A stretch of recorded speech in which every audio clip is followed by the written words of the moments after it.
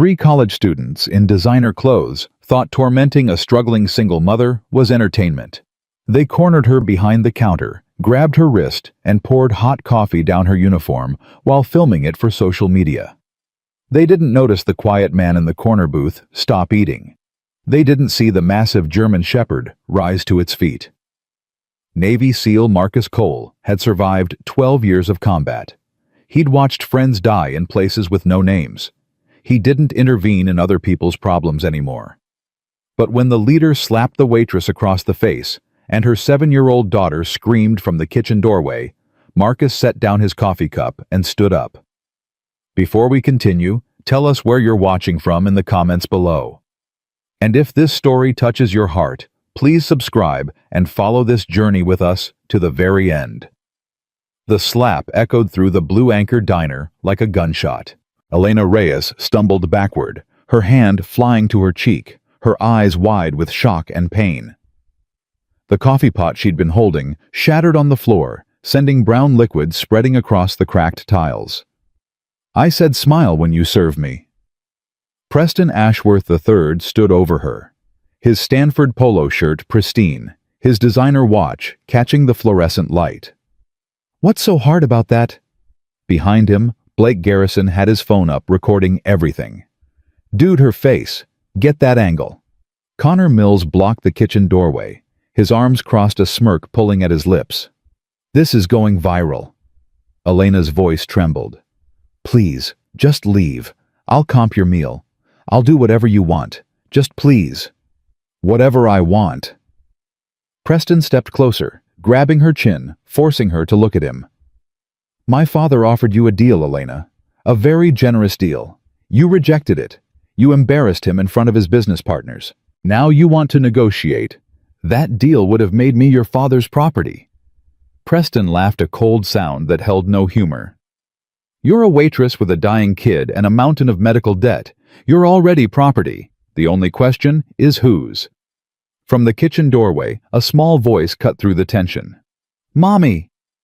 Sophia Reyes stood there in her pajamas, her bald head covered by a pink bandana, her eyes huge in her pale face. She'd been sleeping in the back office because Elena couldn't afford a babysitter for the night shift. Connor grabbed the child's arm. "Well, look at this. The little cancer patient came to watch." "Don't touch her." Elena lunged forward, but Preston caught her by the hair and yanked her back. "Careful, Mama. Accidents happen to kids in hospitals all the time. Wrong medication, contaminated IV. These things are tragic, but so common." The threat hung in the air, clear as a blade. Elena stopped struggling. Tears streamed down her face. "What do you want from me?" Preston released her hair and smoothed down his shirt. "I want you to come with us tonight. Show my father some appreciation for his patience. Convince him to give you another chance." He glanced at Sophia. "Unless you want your daughter's treatment to have an unfortunate interruption." In the corner booth, Marcus Cole set down his coffee cup. He'd been trying not to listen. He'd been telling himself this wasn't his fight. He was on mandatory psychiatric leave after what happened in Syria. His therapist said he needed to stop looking for battles. His commander said one more incident and his career was over. Titan, his German Shepherd, pressed against his leg under the table. The dog's muscles were coiled, a low rumble building in his throat. "Easy," Marcus whispered. "Not our problem." But then Sophia screamed as Connor twisted her arm and something in Marcus broke. Not broke. Unlocked. He stood up. The movement was quiet, controlled, but it drew every eye in the room. The two truckers at the counter, who'd been pretending not to see anything, suddenly found their coffee fascinating. The cook had disappeared into the back. Even the fluorescent lights seemed to dim. Marcus walked toward the group with the unhurried gait of a man who had all the time in the world. Preston turned, annoyance flickering across his face. "Can I help you?" "Let them go." 3 words, spoken softly, but they landed like stones in still water. Blake lowered his phone slightly. "Who the hell are you?" "Nobody important. Let the woman and her daughter go, and I'll stay nobody important." Preston's eyes traveled over Marcus, taking in the worn flannel shirt, the faded jeans, the old boots. Nothing impressive, nothing threatening, just another blue-collar nobody in a dying coastal town. "Do you know who I am?" Preston asked. "I know you're about 3 seconds from making the worst mistake of your life." Preston laughed and looked at his friends. "You hear this guy? He thinks he's a hero." He stepped toward Marcus close enough that their chests almost touched. "My father is Harrison Ashworth. He owns this building. He owns the police. He owns the mayor. He owns everything and everyone in this pathetic town." "What do you own?" Marcus didn't blink. "I own my choices. Right now I'm choosing to give you one chance. Walk away. Or what? Or I put you through that wall." The diner went silent. Preston's smirk faltered for just a second before his ego reassembled it. "Connor, show this redneck what happens to people who disrespect me." Connor released Sophia's arm and cracked his neck. At 6'4" and 250 pounds of gym-built muscle, he was used to intimidating people. He walked toward Marcus with the confidence of someone who had never been in a real fight. "You should have minded your business, old man." Connor swung. Marcus moved. What happened next took less than 2 seconds. Marcus caught Connor's wrist twisted and used the bigger man's momentum to flip him over the counter. Connor crashed into the coffee machine and didn't get up. Blake dropped his phone. "What the?" Marcus was already moving. He closed the distance before Blake could react, drove his palm into the young man's solar plexus, and watched him crumple to his knees, gasping for air. Preston stumbled backward, his face pale. "Do you have any idea what you've just done?" "I'm not finished." Preston grabbed Elena and pulled her in front of him like a shield, his arm around her throat. "Stay back. I'll hurt her." "You already hurt her." Marcus's voice was flat, emotionless. "You've been hurting her for months, threatening her daughter, destroying her life. Did you think that was free? My father will bury you. Your father isn't here. It's just you and me, and you've got about 5 seconds to let her go before my dog decides he's tired of waiting." Preston looked down. He hadn't noticed Titan moving. The German Shepherd had circled behind him, 95 pounds of muscle and training teeth, bared eyes locked on Preston's throat. "Good boy." Marcus's voice was almost gentle. "Wait." Titan froze, every muscle trembling with restrained violence. Preston's arm loosened. Elena pulled free and ran to Sophia, scooping the child into her arms. "This isn't over," Preston spat. "You just declared war on the Ashworth family." "No." Marcus stepped closer, and for the first time his voice held something cold. "You declared war when you threatened a 7-year-old cancer patient. I'm just the response." He grabbed Preston by the collar and lifted him off his feet. "Tell your father something for me. Tell him Marcus Cole is in town. Tell him I've toppled drug lords in Colombia. I've dismantled arms networks in Syria. I've hunted terrorists across 3 continents." He leaned close, his voice dropping to a whisper. "His little real estate empire. That's a Tuesday morning for me." He threw Preston toward the door. The young man stumbled, caught himself, and ran without looking back. Blake crawled after him, still wheezing. Connor was helped to his feet by his friends and half carried outside. The diner was silent, except for Sophia's quiet crying. Marcus knelt down, bringing himself to eye level with the child. His voice transformed, all the hardness melting away. "Hey there, you okay?" Sophia nodded, clutching her mother's neck. "Are you a superhero?" Marcus almost smiled. "No, sweetheart. I'm just a guy who doesn't like bullies." He looked at Elena. "You should take her somewhere safe. They'll be back." "There is no safe." Elena's voice was hollow. "Harrison Ashworth owns this town. He owns the bank that holds my mortgage. He owns the hospital where Sophia gets treatment. He owns the police who are supposed to protect us."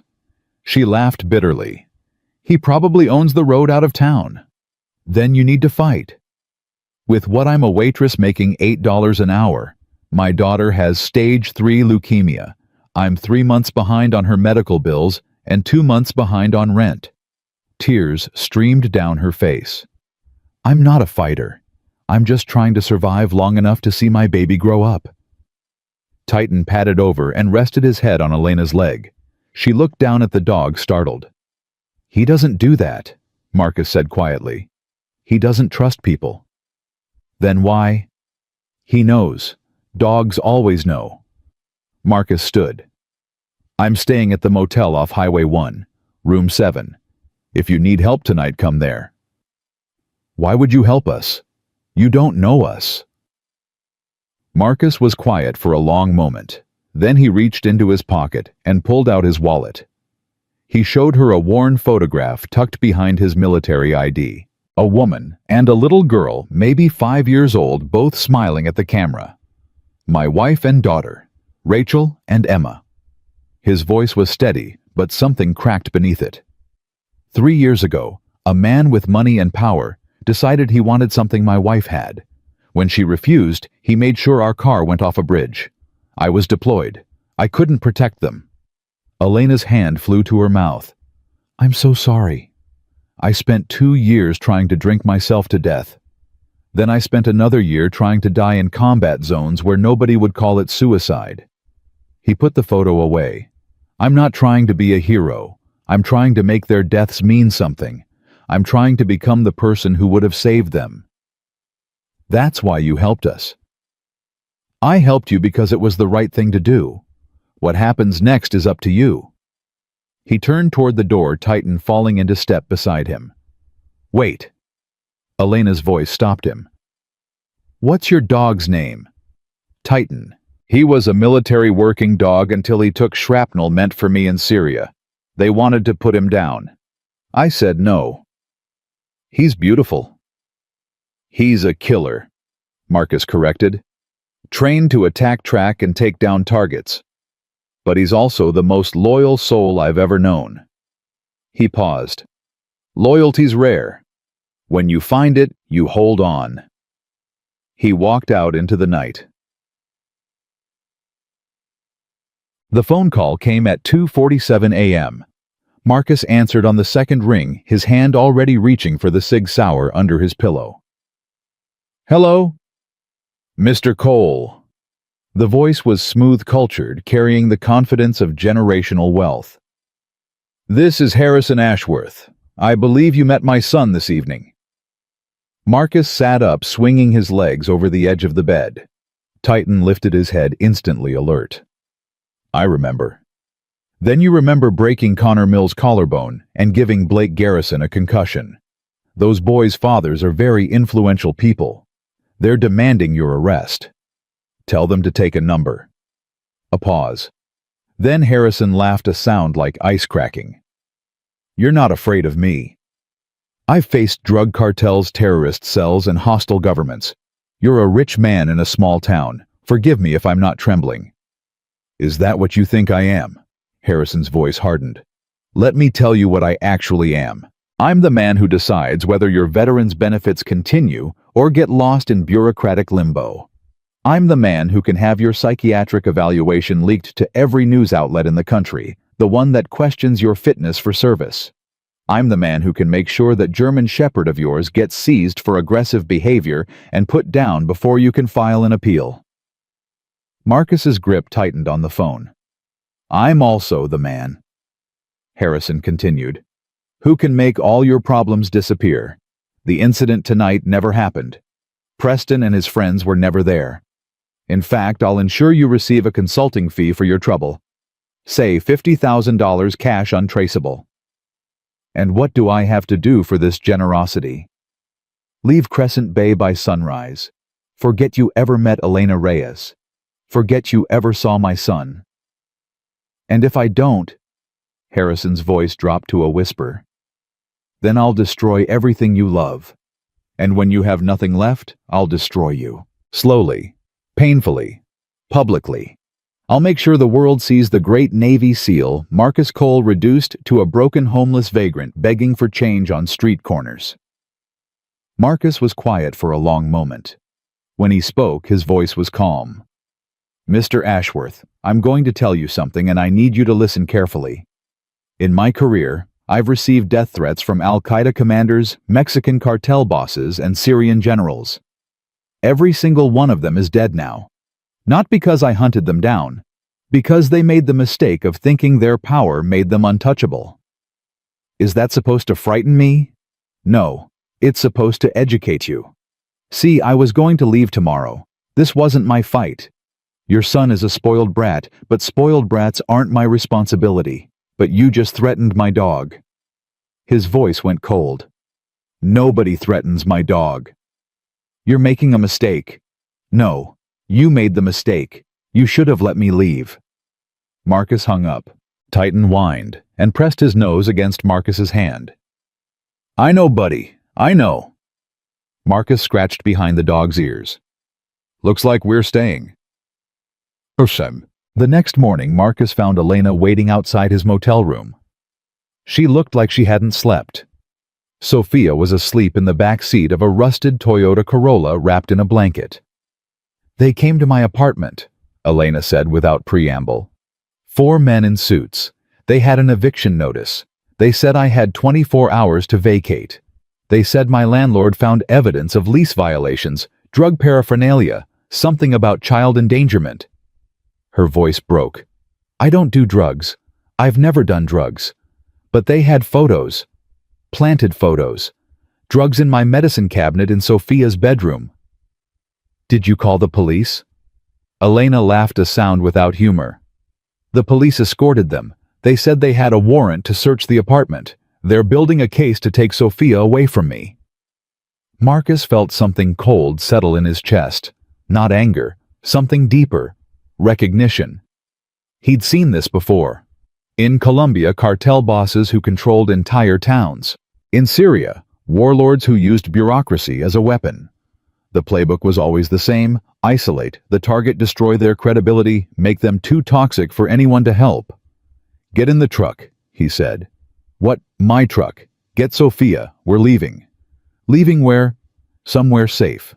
I know a guy, former Navy chaplain, runs a shelter 2 towns over. Ashworth's reach has limits. We need to find them. Elena hesitated. Why are you doing this? You don't owe us anything. No, I don't. Marcus opened the passenger door. But I owe myself something. I owe myself the chance to be the man I should have been 3 years ago. Elena looked at him for a long moment. Then she nodded and went to get her daughter. As Marcus loaded their few belongings into his truck, an unmarked black sedan pulled into the motel parking lot. 2 men got out. They weren't cops. They moved wrong weight forward, hands loose, eyes scanning for threats. Private military. Ex-special forces, if Marcus had to guess. Mr. Cole. The first one was polite professional. Mr. Ashworth would like a word. Tell him I'm busy. I'm afraid he insists. The second man opened his jacket just enough to show the holstered pistol beneath. Marcus looked at Elena, who was frozen by her car with Sophia in her arms. He looked at Titan, who was growling low in his throat. He looked at the 2 operators who thought they were intimidating. Elena, he said calmly, get in the truck, lock the doors. But, now. She moved. Smart woman. Marcus turned to face the 2 men. Here's what's going to happen. You're going to get back in your car and deliver a message to your boss. Tell him the offer has changed. Tell him I'm no longer just passing through. Tell him I'm going to dig into every dirty secret he has, and when I'm done, I'm going to burn his empire to the ground. The first operator smiled. Mr. Ashworth thought you might say something like that. He wanted us to give you a counteroffer. He nodded to his partner. The second man moved fast, but Marcus moved faster. He caught the reaching arm twisted and used the leverage to slam the man's face into the sedan's hood. Bones crunched. Blood sprayed. The first operator went for his gun. Titan was already airborne. 95 pounds of trained military dog hit the man's center mass, driving him to the ground. Teeth found forearm. The scream that followed was primal. Titan, hold. The dog froze, jaws still locked, eyes never leaving his target. Marcus walked over and knelt beside the pinned operator. "Deliver my message. Tell Harrison Ashworth that Marcus Cole doesn't negotiate. Tell him I've started wars that toppled governments. His little kingdom." He leaned close. "I'll enjoy watching it burn." He stood. "Titan, release." The dog let go and padded to Marcus's side blood on his muzzle. The two operators scrambled to their car, one clutching his broken nose, the other cradling his mangled arm. As they drove away, Elena emerged from the truck pale and shaking. What just happened? The beginning. Marcus opened his door. "Get in. We have work to do." "What kind of work?" Marcus looked at her, and for the first time, she saw the soldier beneath the quiet stranger, the killer beneath the kindness. The kind that ends with Harrison Ashworth in prison and his sons running for their lives. Is that even possible? Anything's possible. He started the engine. "I've got some calls to make. Old friends, people who owe me favors. By this time tomorrow, Ashworth's going to realize he picked a fight with the wrong stranger." Elena looked at Sophia sleeping in the back seat, then at Titan, watching protectively beside her, then at Marcus. "I don't know how to thank you." "Don't thank me yet." He pulled out of the parking lot. "This is going to get worse before it gets better. A lot worse. Ashworth isn't going to back down. He's going to escalate. He's going to use everything he has, money, power, connections, violence. He's going to try to break us." "Can he?" Marcus was quiet for a long moment. Then he reached down and touched the leather bracelet on his wrist, a simple band with a small photo tucked inside. Rachel and Emma, always with him. "No," he said finally. "He can't, because I've already been broken. I've already lost everything that mattered. There's nothing he can threaten me with, nothing he can take, nothing he can do to hurt me worse than I've already been hurt." That sounds like freedom. It's not freedom. Marcus looked at her in the rearview mirror. It's purpose. I lost my family because I wasn't there to protect them. I won't make that mistake again. The truck headed north toward the mountains. Behind them, in the town of Crescent Bay, Harrison Ashworth was already making calls, already mobilizing resources, already planning his response. The war had begun, and neither side knew yet just how high the cost would climb. To be continued. The truck had barely cleared the Crescent Bay city limits when Marcus's phone rang again. He glanced at the screen. Unknown number. He answered anyway. "You move fast." The voice was female, sharp, professional. "Harrison Ashworth just filed a police report. Assault, battery, terroristic threats. They're issuing a warrant." "Who is this?" "Someone who's been waiting 3 years for someone like you to show up. Deputy Sarah Chen, Crescent Bay Sheriff's Department. The only cop in this town Ashworth doesn't own." Marcus pulled the truck onto a dirt road and killed the engine. "How did you get this number?" "I've been tracking Ashworth's operations for years. When his private security started making calls about a Navy SEAL who broke 2 of their guys, I did some digging. You have an impressive service record, Mr. Cole. Also, an impressive list of enemies. Get to the point. The point is, we want the same thing. Harrison Ashworth destroyed. I have evidence. You have skills. Alone, neither of us can touch him. Together, maybe we have a chance." Elena was watching Marcus, her eyes filled with questions. Sophia stirred in the back seat, and Titan shifted to keep the child warm. "What kind of evidence?" "The kind that puts him away for life. But it's buried. Hidden. Protected by people who'd kill to keep it secret." Sarah paused. "I'm taking a huge risk calling you. If Ashworth finds out I've been investigating him, I'm dead. My family's dead. Everyone I've ever loved is dead." "Then why call?" "Because last month a 16-year-old girl named Maria Santos disappeared. She worked at one of Ashworth's construction sites. Her brother came to me begging for help. I started asking questions. 2 days later, he disappeared too." Marcus felt that cold recognition again. The pattern. Always the same pattern. Where can we meet? There's an old fishing pier north of town. Abandoned. I'll be there in 2 hours. I'll find it. He hung up and looked at Elena. Who was that? Possibly an ally. Possibly a trap. He started the engine. Either way, I need to find out. What about us? Where do we go? First we get you somewhere safe. Then I start pulling threads. Elena reached over and grabbed his arm. I'm not hiding while you fight my battles. You have a daughter who needs you alive.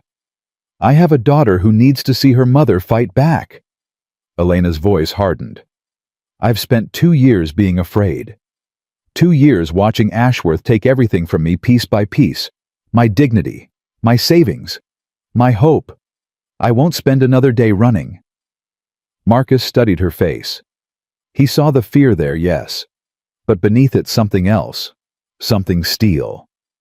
You understand what you're signing up for. These people don't play by rules. They don't show mercy. They'll use Sophia against you. They'll use everything against you. They already are. Elena looked back at her sleeping daughter. Sophia's treatment center is owned by Ashworth Medical Group. Every time she goes for chemo, I have to smile and pretend I don't know that the man trying to destroy us is the same man keeping her alive. You want to talk about being used? I've been living it. Marcus was quiet for a long moment. Then he nodded. Okay. But we do this my way. You follow my lead. When I say run, you run. When I say hide, you hide. No arguments. No arguments. And if something happens to me, you take Sophia and you disappear. I have contacts, people who can create new identities, set you up somewhere Ashworth will never find you. Promise me. Elena hesitated, then nodded. I promise. They drove in silence for another 20 minutes before Marcus spoke again. Tell me about Harrison Ashworth. Everything you know. Elena took a deep breath. He came to Crescent Bay 15 years ago. Back then, this was a thriving fishing town. Good jobs, good people, strong community. Ashworth started buying property, small stuff at first, then bigger. He'd find people in financial trouble and offer them loans. Generous terms. Too generous. Let me guess. The terms changed. Always. A balloon payment nobody expected. An interest rate that tripled overnight. Suddenly, people who'd owned their homes for generations were losing everything. Ashworth would buy the foreclosures for pennies on the dollar. Classic predatory lending. It gets worse. Once he owned enough property, he started bringing in outside workers for his construction projects. Immigrants mostly. People with no papers, no protection. He'd promised them good wages, housing, a path to citizenship. And instead, Elena's voice dropped. Instead, they'd disappear. Work for months without pay. Get moved from site to site. Anyone who complained would vanish. Their families back home would get a letter saying they'd died in an accident, body already cremated. Human trafficking. I didn't want to believe it. But Maria Santos, the girl who disappeared last month, she worked at the diner part-time. She told me things. Things about the workers at the construction sites. About the fear in their eyes. About the guards who watched them like prisoners. Marcus gripped the steering wheel tighter. And nobody does anything. Ashworth owns the police chief. He owns the mayor. He owns the only judge in the county. He owns the local newspaper, the hospital board, the city council. Anyone who tries to challenge him gets destroyed, bankrupted, arrested on fake charges, or they just disappear. What about the state, the feds? He has connections there too. A senator who vacations at his estate. A congressman whose campaign he funded. Every time someone tries to go higher, the investigation gets killed. Titan whined softly, sensing the tension in the truck. That's about to change, Marcus said quietly. How you're one man. I'm one man with a very particular set of skills. He almost smiled. And I'm not alone. I made some calls this morning. Old friends. People who owe me. People who've been waiting for a good fight. What kind of friends? The kind who've toppled governments. They reached a small church on the outskirts of a town called Pine Ridge, 40 miles from Crescent Bay. The sign out front read St. Michael's Parish, Father Thomas Brennan. Marcus pulled into the parking lot and killed the engine. "Wait here." He walked to the side door and knocked. A moment later it opened to reveal an older man with kind eyes and a priest's collar. "Marcus Cole." The priest's voice was warm. "When I saw your number on my phone this morning, I thought I was dreaming. Father Tom, it's been a long time. Fallujah, 2007. You pulled me out of that collapsed building. You gave last rites to 3 of my men, held their hands while they died." The priest nodded, his eyes distant for a moment. "Some bonds don't break." He looked past Marcus to the truck. "That's them." "The woman and child you mentioned. Elena and Sofia Reyes. The girl has cancer. They need sanctuary." Father Tom didn't hesitate. "They'll have it. I have a safe room in the basement, off the books. I've been hiding people from Ashworth for years." Marcus felt something loosen in his chest. "You know about him." "I know he's evil. I know he's destroyed families, stolen futures, maybe even taken lives. I know the church has failed to stop him because too many of my colleagues care more about his donations than his sins." The priest's voice hardened. "But this church is mine, and in my church, the innocent find refuge." Marcus went back to the truck and explained the situation to Elena. "A priest?" She looked uncertain. "How do you know him?" "I saved his life. He saved my soul." Marcus opened her door. "He's good people, Elena, the best. You'll be safe here." Elena gathered Sophia in her arms and followed Marcus to the church. Father Tom welcomed them with genuine warmth, showing them to a small but comfortable room in the basement. "There's food in the kitchen, clean clothes in the closet, a phone if you need to reach me." He handed Elena a slip of paper. "That's the code for the security system. Anyone comes through that door without it, an alarm goes to my phone and to 3 different police departments outside Ashworth's reach. Thank you, Father. Thank me by staying alive." He looked at Marcus. "And you? What's your plan?" "Meeting an informant in an hour. Then I'm going to start dismantling Harrison Ashworth's empire brick by brick." "Be careful. He's more dangerous than you know." "So am I." Marcus knelt down to Sophia's level. The little girl was awake now, watching him with wide eyes.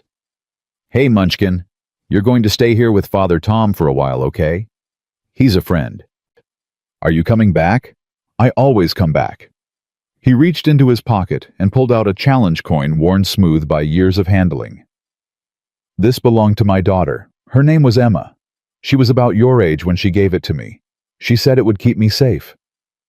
Sophia took the coin carefully. "Was she nice?" "The nicest." Marcus's voice caught. "She would have liked you." "Is she in heaven?" "Yeah, sweetheart. She's in heaven." "Then she's watching you." Sophia pressed the coin back into his hand. "You keep it, so she can keep watching."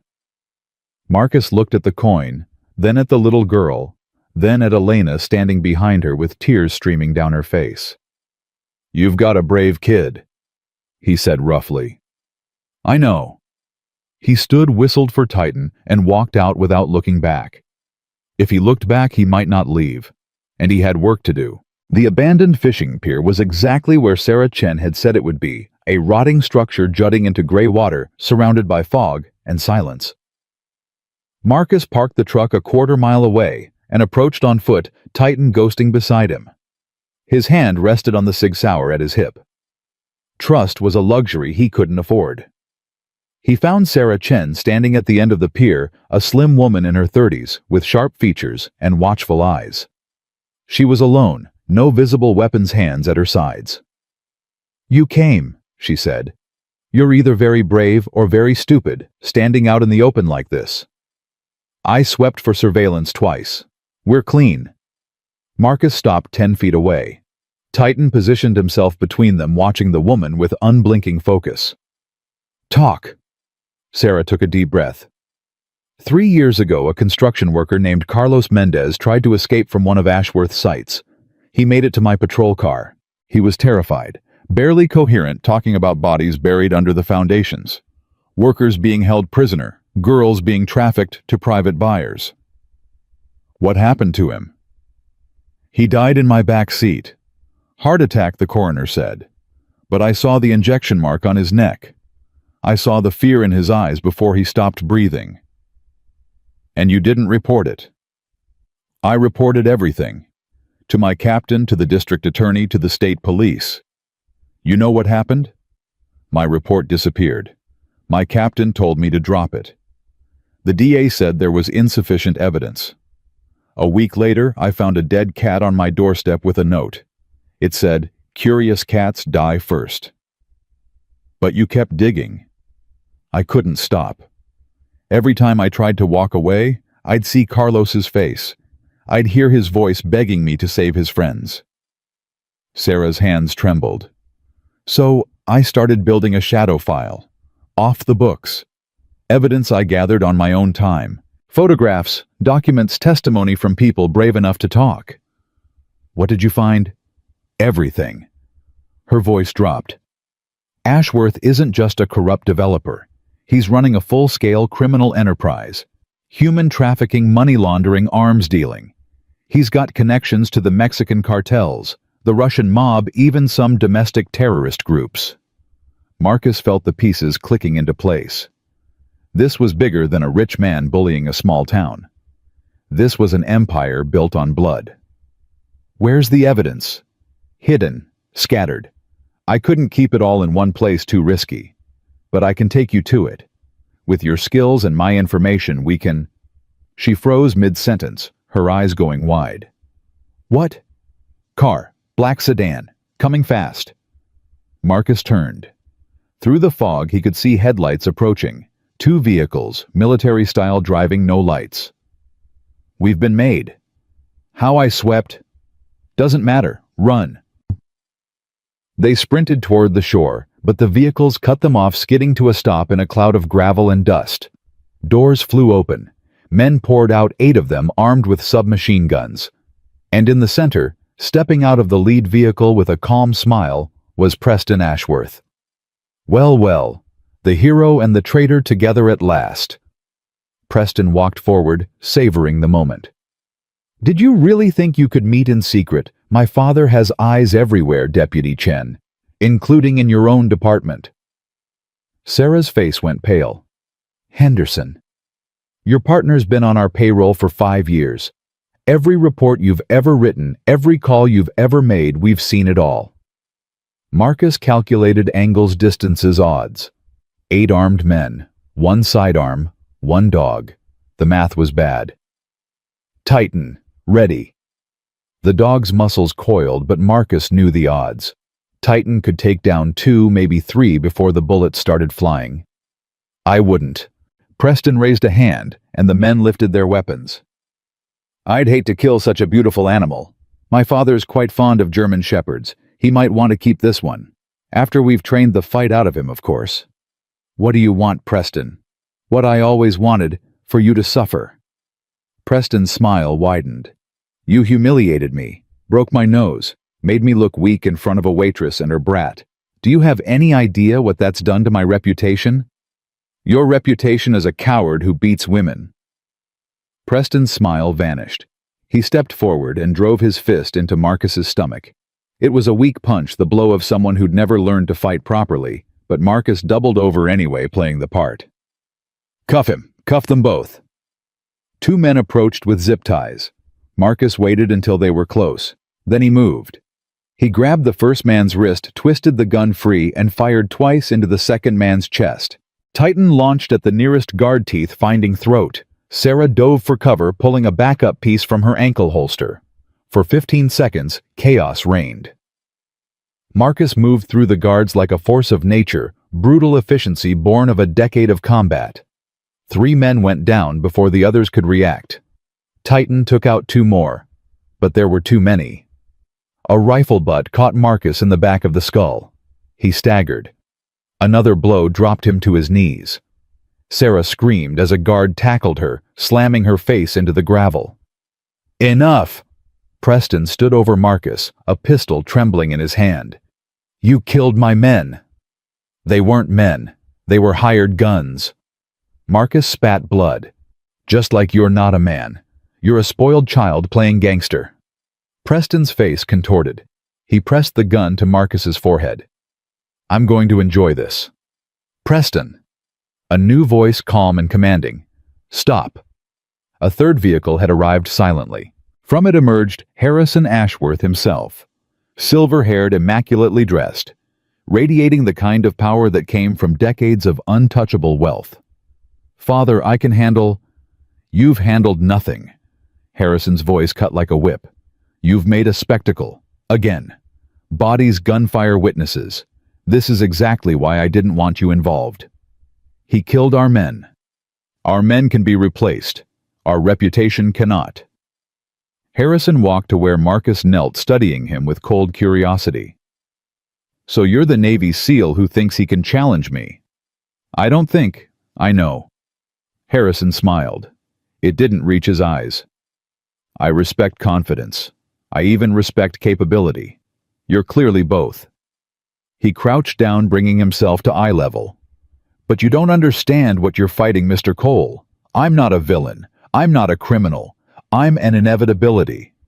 I'm what this country creates when it abandons small towns to poverty and desperation. I'm the only economy this region has. Without me, Crescent Bay dies. With you, it's already dead. Just hasn't stopped breathing yet." Harrison stood brushing off his immaculate trousers. "Kill the deputy. Make it look like suicide." She was despondent over her failed investigation. "No." Marcus lunged, but two guards held him down. Sarah struggled, screaming as a guard pressed a pistol to her temple. "Wait." Harrison held up a hand. "Mr. Cole, I'll make you an offer. A real offer, not my son's clumsy attempts at intimidation. Work for me. Your skills are wasted on sentiment. I'll pay you 10 times what the Navy ever did. You'll have resources, autonomy, purpose. And if I refuse, then the deputy dies.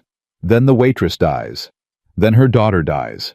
Then I'll find everyone you've ever cared about, everyone who's ever shown you kindness, and I'll erase them. You'll spend the rest of your life knowing their deaths were your fault." The guards dragged Marcus to his feet. Titan was pinned under 3 men, muzzled, helpless. Marcus looked at Sarah, saw the terror in her eyes. Looked at Harrison, saw the absolute certainty. Looked at Preston, saw the smug satisfaction. He thought about Elena and Sophia, hidden in Father Tom's church. He thought about Rachel and Emma, waiting for him in whatever came after. He thought about every mission, every sacrifice, every friend buried in foreign soil. "Well," Harrison asked, "what's it worth to you? Your pride or their lives?" Marcus met his eyes. "Neither." He dropped to his knees, reaching for the knife in his boot. The guards reacted, but too slow. The blade flew. It buried itself in the shoulder of the guard holding Sarah. He screamed, his grip loosening. Sarah grabbed his fallen weapon and fired. The pier exploded into violence once more, but this time Marcus wasn't fighting alone. And in the distance, approaching fast, the sound of sirens.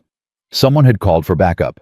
Harrison's face flickered with something Marcus had never expected to see there. Fear. "Fall back. Everyone, fall back." The Ashworths fled to their vehicles, leaving their wounded behind. Engines roared. Tires screamed. Marcus struggled to his feet as 3 police cruisers skidded onto the pier, lights blazing. Sarah grabbed his arm. "We need to go. Henderson will spin this. He'll say, 'We attacked first.' The evidence? I know where it is, all of it. But we can't get it if we're dead or in prison." She was right. Marcus whistled for Titan, who had broken free in the chaos and was limping toward him, blood on his fur. They ran. Behind them, the corrupted machinery of Ashworth's empire was already churning, already rewriting the narrative, already preparing the next assault. But they had survived. And survival was just the beginning. They drove through the night without headlights, navigating by moonlight and memory. Sarah had taken the wheel while Marcus tended to Titan in the back seat. The dog had caught a bullet graze along his ribs, bleeding steadily, but not critically. Marcus wrapped the wound with strips torn from his own shirt, his hands steady despite the adrenaline still coursing through his veins. "He gonna make it?" Sarah asked, her eyes fixed on the dark road ahead. "He survived worse." Marcus finished the bandage and rested his hand on Titan's head. "We both have." "Where are we going?" "Somewhere off Ashworth's grid. I need to make some calls." Sarah glanced in the rearview mirror. "Those sirens back there. That wasn't Henderson's people. Someone called in the cavalry. Any idea who?" "No. But whoever it was, saved our lives." They reached an abandoned ranger station deep in the coastal mountains just as dawn began to break. Marcus swept the building for surveillance, found nothing, and finally allowed himself to breathe. Sarah collapsed into a dusty chair, her hands still shaking. "I've been investigating Ashworth for 3 years, building my case piece by piece, and in one night it all went to hell." "Your cover's blown. Henderson knows everything." "Henderson knows what I let him know." Sarah pulled a flash drive from her pocket. "The real evidence is scattered across 6 different locations. Safe deposit boxes, buried caches, encrypted servers. This drive has the map. The key to everything." Marcus took the drive, turning it over in his fingers. "What's on it?" "Financial records showing Ashworth's connections to the Sinaloa cartel. Shipping manifests proving human trafficking through his construction sites. Photographs of the mass grave at the Henderson Point development. And testimony from 14 witnesses, all recorded in secret, all willing to testify if they can be protected." 14 witnesses. Where are they now? Sarah's face darkened. "Hidden. Scattered. 3 of them have already disappeared. I don't know if Ashworth got to them or if they just ran. We need to find them, secure them before Ashworth does." "That's suicide. He's got the entire county police force looking for us. He's got private military contractors. He's got connections in every agency that matters." "Then we go around those agencies." Marcus pulled out his phone. "I told you I have friends. Time to call them in." He dialed a number from memory. It rang twice. "This better be important." The voice was gravelly annoyed, unmistakably military. "Chief, it's Marcus Cole." A pause. "Cole, I heard you were on psychiatric leave." "I was." "Things changed." "Things always change with you. What do you need?" "A team. Operators I can trust. Off the books." "What kind of operation?" "Domestic. Criminal enterprise with cartel connections. Human trafficking, money laundering, corruption at every level of local government." Another pause, longer this time. "That's not our jurisdiction." "Since when has jurisdiction stopped you?" A low chuckle. "Fair point. How deep is this?" "Deep enough that the target has connections to a sitting senator and at least 2 federal agencies." "Damn, Cole, you don't do anything small." A sigh. "I can give you 4 men, good ones. They'll be in your AO within 24 hours. "I need them in 12. "Then you'll owe me." "Add it to my tab." The line went dead. Sarah stared at him. "Who was that?" "Someone who owes me a lot more than 4 operators." Marcus pocketed the phone. "We've got 12 hours. Show me everything you have on Ashworth's operation." For the next 3 hours, Sarah laid out her investigation in painstaking detail. The scope was staggering. Harrison Ashworth hadn't just built a criminal empire. He'd woven himself into the fabric of American power. Campaign contributions to dozens of politicians. Charitable donations that bought silence and complicity. Business partnerships with legitimate corporations that served as fronts for money laundering. But the heart of his operation was the trafficking network. Workers brought in from Mexico, Guatemala, Honduras promised good jobs and fair wages. Instead, they found themselves trapped, their documents confiscated, forced to work in brutal conditions under armed guard. Anyone who tried to escape was made an example of. And the women. Young girls, some barely teenagers, funneled through Ashworth's construction sites to private buyers. Politicians, businessmen, foreign dignitaries. A pipeline of human misery feeding the appetites of the powerful. How many? Marcus asked, his voice flat. How many what? How many victims total? Sarah looked down at her hands. Over the past 15 years, conservative estimate 2,000, maybe more. Marcus was silent for a long moment. When he spoke, his voice was ice. I'm going to burn it all down. Every building, every business, every connection. By the time I'm done, Harrison Ashworth won't have a rock left to hide under. You can't just watch me. His phone buzzed. A text from an unknown number. Marcus read it and went still. What is it? Father Tom, something's wrong. He called the church. No answer. Called again. Nothing. We need to go. Now. They drove faster than was safe, pushing the truck to its limits on winding mountain roads. Marcus's hands gripped the wheel so tight his knuckles went white. Please, he thought, not again, not them. They reached St. Michael's Parish just as smoke began to rise from the rectory. Marcus was out of the truck before it stopped moving, sprinting toward the burning building with Titan at his heels. Elena Sophia. The front door was locked. He kicked it in. Smoke billowed out thick and choking. Marcus pulled his shirt over his nose and pushed inside. Father Tom. A groan from somewhere to his left. Marcus followed the sound and found the old priest slumped against a wall, blood streaming from a gash on his forehead. Marcus. Father Tom's voice was weak. They came. 30 minutes ago. Took them. Elena and Sophia. I tried to stop them. God forgive me, I tried. Marcus grabbed the priest and dragged him toward the door. Sarah met him halfway, helping to carry the injured man to safety. Call 911, Marcus ordered. Get him help. Where are you going? To get them back. He grabbed Father Tom's collar, forcing the dazed man to focus. Who took them? What did they look like? 4 men, armed, professional. Father Tom coughed, blood speckling his lips. One of them. He had a message for you. He said to come to the old cannery, alone. No dog. Or what? Or they'd stream the execution live. Father Tom grabbed Marcus's arm with surprising strength. It's a trap. I know. Then don't go. Marcus looked at the burning church, at the blood on the priest's face, at Titan watching him with knowing eyes. They have a 7-year-old girl with cancer. His voice was steady. I'm going. Marcus, take care of Titan. What? Marcus knelt down and put his hands on either side of the dog's face. Titan whined, sensing what was coming. Stay, boy. Stay with Sarah. Titan barked once, sharp and defiant. I know. Marcus pressed his forehead to the dog's.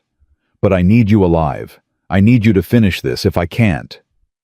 He stood turned away before he could change his mind and walked toward his truck. Sarah ran after him. You can't go alone. This is exactly what they want. Yes. Then why? Marcus stopped his back to her. Because 3 years ago my wife and daughter died while I was on the other side of the world. I got a phone call. A voice told me there had been an accident. They were gone before I could say goodbye. He turned to face her. I spent every day since then wondering what I could have done differently. What if I'd been there? What if I'd seen the signs? What if I'd been the man they needed instead of the soldier the Navy wanted? This isn't the same situation. No, it's worse. Because this time I'm here. This time I know the threat. This time I have a chance to save them. His jaw tightened. And if I walk away, if I let fear or tactics or common sense stop me, then what's the point? What's the point of surviving Syria? What's the point of all those years of training? What's the point of any of it if I can't protect one mother and her little girl?" Sarah had no answer. Marcus climbed into his truck. "The operators I called will be here in 8 hours. When they arrive, give them the flash drive. Tell them everything. Even if I don't make it, they'll finish the job. Marcus, keep Titan safe. He's the best part of me." He drove away without looking back. The old cannery loomed against the darkening sky, a rusting monument to an industry that had died decades ago. Marcus parked half a mile away and approached on foot, every sense on high alert. No weapons. They'd specified that in the message. Come unarmed or watch them die. He'd complied, externally at least. The knife in his boot was undetectable. The garrote wire woven into his belt was invisible. His body itself was a weapon honed by 12 years of the most intensive combat training on Earth.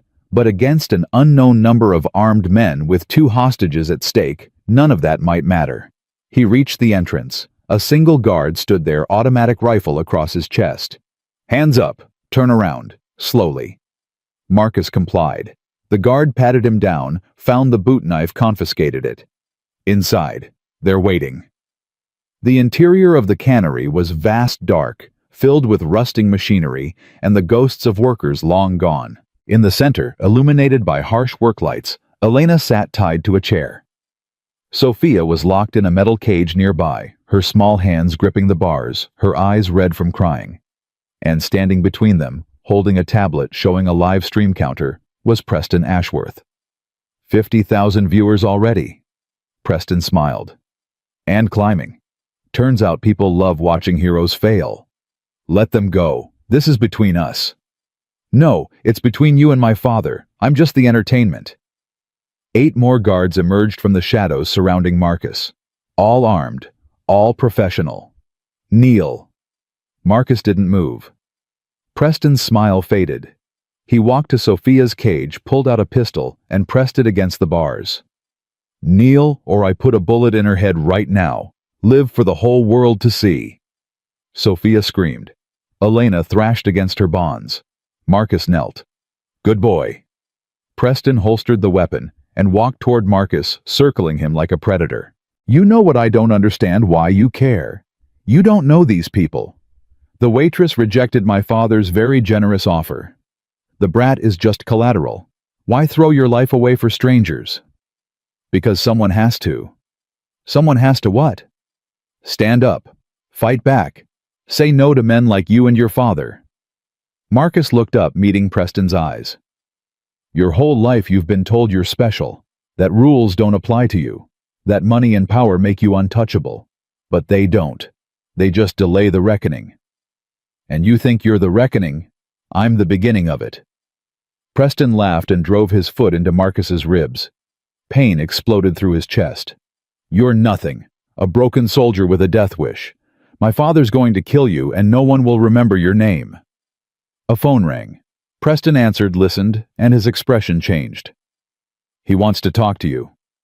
He held the phone to Marcus's ear. Mr. Cole. Harrison Ashworth's voice was calm, almost warm. I must admit I'm impressed. You walked into certain death for a woman and child you barely know. That's either incredible bravery or incredible stupidity. Maybe both. Perhaps. But here's what's going to happen now. My son is going to execute you on live stream. It will be quick, professional, a warning to anyone else who thinks they can challenge me. Then he's going to release the woman and child unharmed as a show of mercy. You expect me to believe that? I expect you to die with dignity, Mr. Cole. That's all any of us can hope for. Then let me tell you what's actually going to happen. Marcus's voice was steady. Your son is going to make a mistake. He's arrogant, impatient, and he's never faced a real threat in his life. When he makes that mistake, I'm going to kill everyone in this room. Then I'm going to come for you. Harrison was quiet for a moment. You're handcuffed, surrounded by armed men, and about to be executed. What possible mistake do you think Preston could make? He's going to want to make it personal. He's going to want to hurt me before he kills me. And the moment he gets close enough to touch me, he's dead. A long pause. Preston? Harrison's voice sharpened. "Shoot him now. Don't wait." But Preston had already handed the phone to a guard, already pulled out his pistol, already walked toward Marcus, with revenge burning in his eyes. "You broke my nose," Preston whispered. "You humiliated me. My father wants this clean, but I want to hear you scream first." He pressed the gun to Marcus's kneecap. "Let's start with your legs." This was it, the moment Marcus had been waiting for. "Preston, wait!" A guard started. Preston pulled the trigger. Nothing happened. The gun jammed. 1 second. That's all it took. Marcus surged upward, driving his forehead into Preston's nose. Cartilage shattered. Blood sprayed. Preston screamed and staggered backward. Marcus hooked his cuffed hands around Preston's neck and spun, using the younger man as a human shield. "Drop your weapons, all of you." The guards hesitated. One of them raised his rifle. "I will snap his neck." Marcus's voice was ice. "You know I can do it before any of you can pull a trigger." "He's bluffing," Preston gurgled through the blood pouring from his face. "Shoot him." But the guards didn't move. They were professionals. They could see the truth in Marcus's eyes. "Here's what happens now." Marcus tightened his grip. "You release the woman and child. You let us walk out of here. And I don't kill Harrison Ashworth's only son. My father will never let you. Your father isn't here. It's just you and me. And right now your life depends on these men making the smart choice." The lead guard, an older man with cold eyes and gray hair, stepped forward. "Release the hostages." "What?" Another guard stared at him. "We can't—" "Release them. Now." Two guards moved to Elena, cutting her bonds. Another opened Sophia's cage. "Mommy!" Sophia ran to her mother, burying her face in Elena's chest. "Take them out the back," Marcus ordered. "There's a truck half a mile north. Keys are in the ignition." Elena hesitated. "What about you?" "I'll be right behind you." "Marcus. Go. Now." Elena grabbed Sophia and ran. Marcus waited until he heard the back door slam, until he was certain they were clear. "Now," he said to the lead guard, "we're going to have a conversation about your employer." Preston struggled. "Kill him. What are you waiting for?" The lead guard's expression didn't change. "Stand down. I'm giving you a direct order. Your father pays me to protect assets, not to sacrifice them." The guard looked at Marcus. "What do you want?" "Information. The location of every trafficking site, every safe house, every buried body. Everything you know about Harrison Ashworth's operation. And in exchange, you walk away, tonight. Disappear. New identity, new life somewhere Ashworth will never find you." The guard considered this. "He'll hunt me forever." "He won't be in a position to hunt anyone. Not after tonight." A long pause. Then the guard nodded. "There's a file, encrypted, on a server in Ashworth's main office. Access code is his wife's birthday, the one who died 20 years ago. It has everything. Names, dates, locations, bank accounts. He kept records of every crime because he planned to use them as leverage if anyone ever betrayed him. How do I get to the server?" "You don't. Security is too tight. But there's a backup. A physical copy. Harrison doesn't trust technology completely. He keeps a hard drive in a safe behind his desk. Fireproof, bulletproof biometric lock."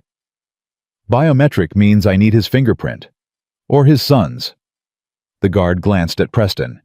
"They share access to everything." Marcus looked at the terrified young man in his grip. "Looks like you're coming with me." Preston's eyes went wide. "No. No, you can't." "I can, and I will." Marcus tightened his grip. "Your father started this war. You're going to help me end it." He dragged Preston toward the exit, pausing at the threshold to address the guards. "Smart move back there. When this is over, if you want a real job with people who don't traffic children, look me up." He disappeared into the darkness. Behind him, the guards exchanged glances. The older one holstered his weapon. "You heard him. We're done here. What do we tell Ashworth? Nothing. We disappear. Tonight. He started walking toward the exit. I always knew this would end badly. I just didn't think it would be a one-man army who brought it down. The other guards followed, leaving the cannery empty except for the ghosts of the past and the promise of the reckoning to come. Outside, Marcus moved through the darkness with Preston stumbling ahead of him, hands bound with the belt Marcus had converted into makeshift cuffs. My father will kill you for this. Your father's going to be too busy trying to save himself. Marcus pushed him forward. Keep moving. Where are we going? To finish what you started. They reached the truck. Elena and Sophia were there, along with a sight that made Marcus stop in his tracks. Titan. Sitting beside the truck tongue, lolling tail wagging. And standing next to him, armed to the teeth, were 4 men Marcus hadn't seen in 2 years. Chief said you needed backup. The lead operator grinned. We made good time. Marcus looked at his team, at his dog, at the woman and child he'd sworn to protect. Gentlemen, he said quietly, let's go to war. The 4 operators circled Marcus like wolves reuniting with their pack leader. Griff, the oldest at 42, was built like a tank with hands that had killed in 12 different countries. Santos, lean and quick, had been the best sniper in SEAL Team 3 before a dishonorable discharge that was anything but deserved. Two-Step got his name from how fast he could breach a door and neutralize everyone inside. And Preacher, the youngest, had earned his nickname by always saying a prayer before pulling the trigger. Heard you got yourself into some trouble. Griff's voice was gravel and gunpowder. Thought you were supposed to be on vacation. Vacation ended early. Marcus nodded toward Preston, who was shaking against the truck. This is Harrison Ashworth's son. He's going to help us access his father's private server. Santos whistled. Kidnapping a billionaire's kid. That's bold even for you. He threatened a 7-year-old cancer patient. Bold went out the window. Two-Step peered at Preston with cold interest. This the one who grabbed the waitress? Among other things. Good. I hate rich boys who hurt women. Preston's voice cracked. You can't do this. My father has connections. The FBI, the CIA, senators. The FBI is already building a case against your father. Sarah Chen stepped out of the shadows, her badge catching the moonlight. I've been feeding them information for 2 years. They just didn't have enough to move. Now they do. You're lying. Check your father's phone in about 6 hours. That's when the warrants drop. Marcus turned to his team. Here's the situation. Ashworth has a server in his main office with records of every crime he's committed. Human trafficking, money laundering, cartel connections, everything. We need that data before he destroys it. Security? Griff asked. Private military contractors. At least 20 on the estate, probably more at the main house. Cameras, motion sensors, armed patrols. Sounds like fun. Two-Step grinned. There's a complication. Marcus looked at Elena, who was holding Sophia tightly. Ashworth knows we're coming. After tonight, he'll be expecting an assault, which means we don't hit the front. What do you mean? We give him a distraction. Something big enough to pull his security away from the main house. Then a small team goes in, grabs the data, and gets out. Santos frowned. What kind of distraction? The construction site at Henderson Point. According to Deputy Chen's intel, there are approximately 30 workers being held there against their will. We free them, loudly. Ashworth will have to respond. That's a lot of moving parts. That's why I called you. Griff crossed his arms. What's our exit strategy? The FBI raids start at dawn. We need to be in and out before then. Anything we do after federal forces arrive becomes a jurisdictional nightmare. And the kid? Santos gestured at Preston. He comes with the infiltration team. We need his biometrics to access the safe. Preston tried to run. Titan was faster. The dog hit him from behind, driving him to the ground, teeth inches from his throat. Please, Preston sobbed. I'll give you anything. Money, property, whatever you want. Marcus crouched beside him. What I want is justice. Your father destroyed thousands of lives. He trafficked children. He murdered anyone who got in his way. And you helped him. I didn't know. You knew. You just didn't care. Marcus stood. Titan. Guard. The dog positioned himself over Preston, growling low and constant. Elena. Marcus turned to her. I need you to take Sophia somewhere safe. This is going to get ugly. Elena shook her head. We've been through this. This is different. We're assaulting a fortified compound with military contractors. People are going to die. I understand. Do you... Because Sophia needs her mother alive. Elena knelt down and cupped her daughter's face. Baby, do you remember what I told you about brave people? Sophia nodded, her small voice steadier than it had any right to be. You said brave people are scared, but they do the right thing anyway. That's right. Elena kissed her forehead. Marcus is going to do something very brave tonight, and I need to help him. Will you come back? Elena looked at Marcus, then back at her daughter. I promise. Sarah stepped forward. I'll take Sophia to the FBI field office in Portland. She'll be safe there, and I can coordinate the federal response. No. Sophia's voice was firm. I want to stay with Titan. The German shepherd's ears perked up at his name. Marcus hesitated. The dog was essential for the operation. But looking at Sophia's face, at the trust in her eyes, he found himself making a decision that surprised him. Titan, guard Sophia.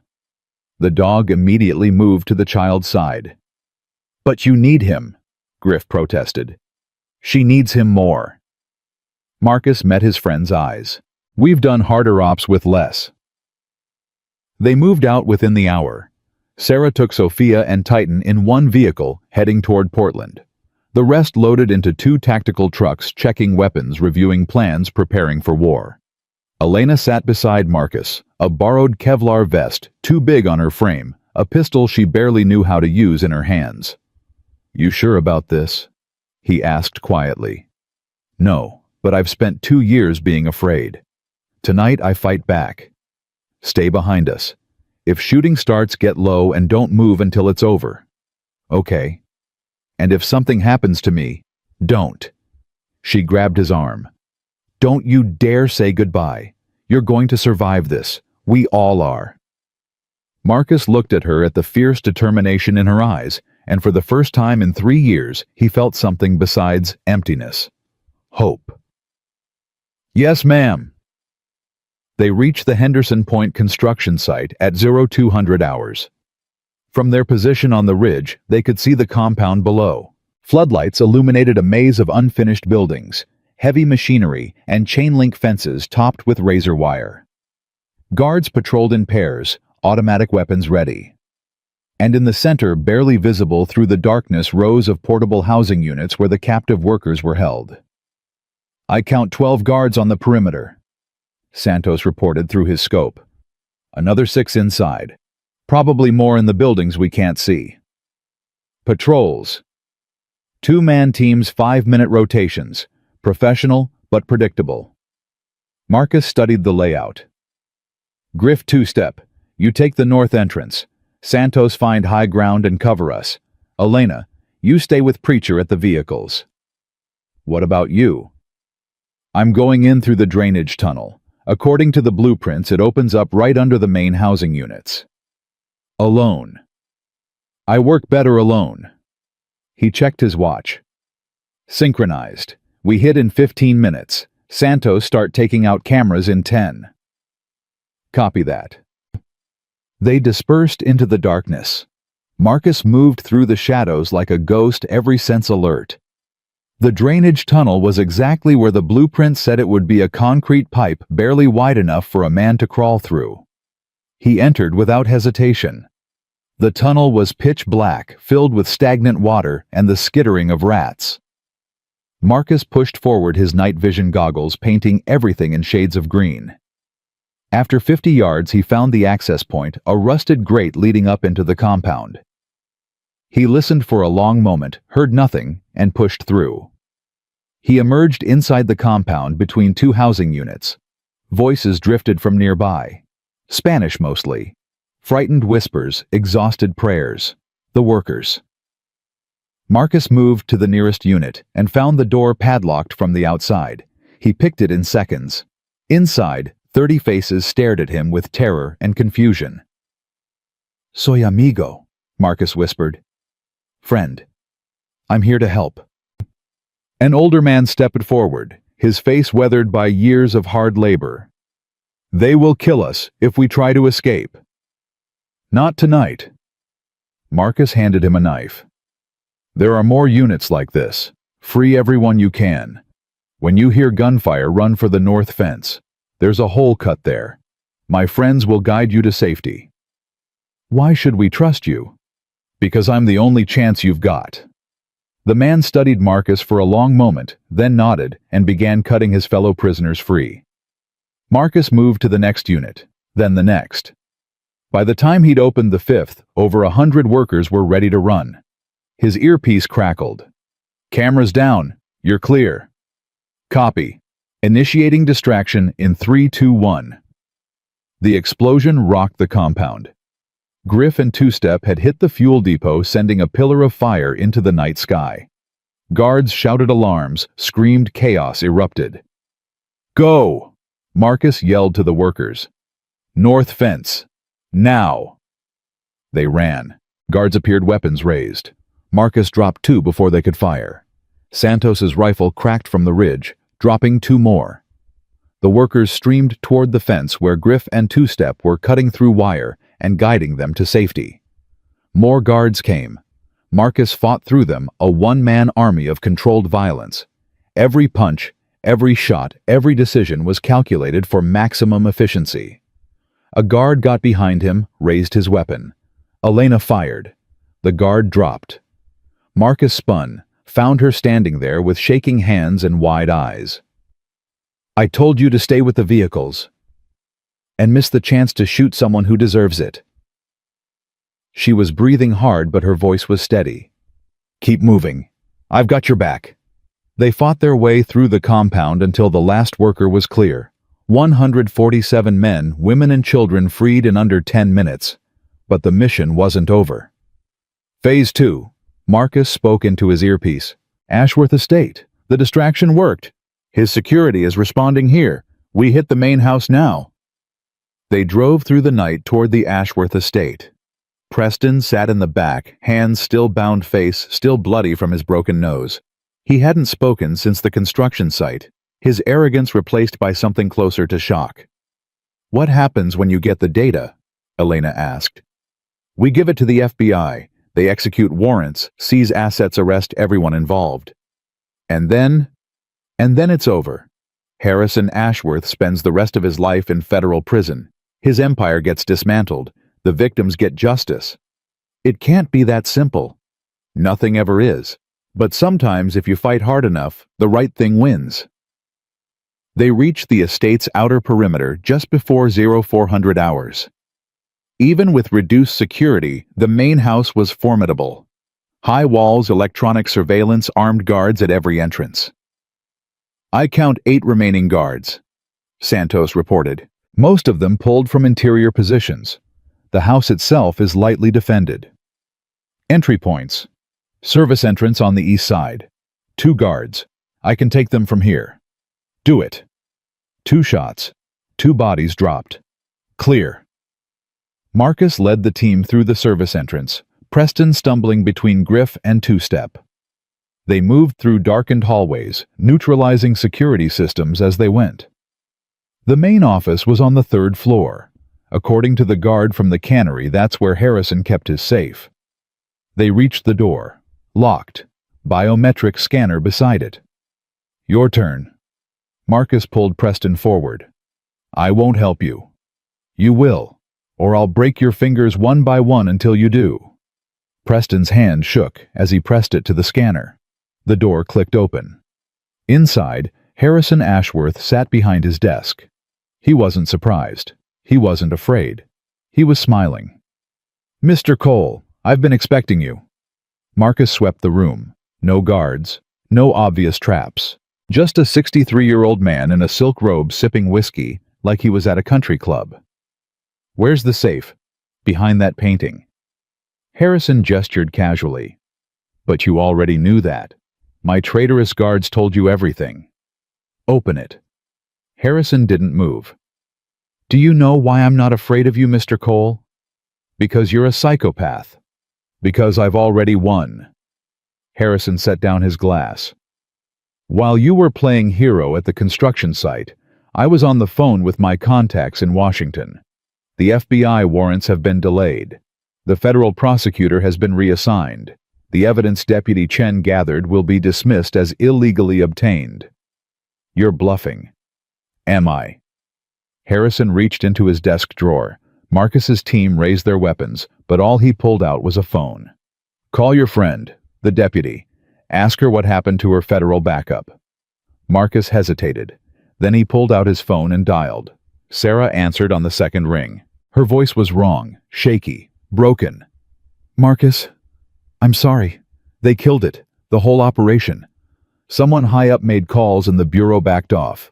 We're on our own. Sophia. She's safe. I have her. But Marcus, there's no cavalry coming. Whatever you're doing it alone. Marcus hung up. Harrison spread his hands.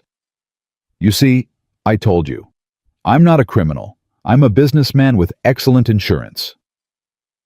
For a long moment, no one moved. Then Marcus walked toward the desk. Stay back.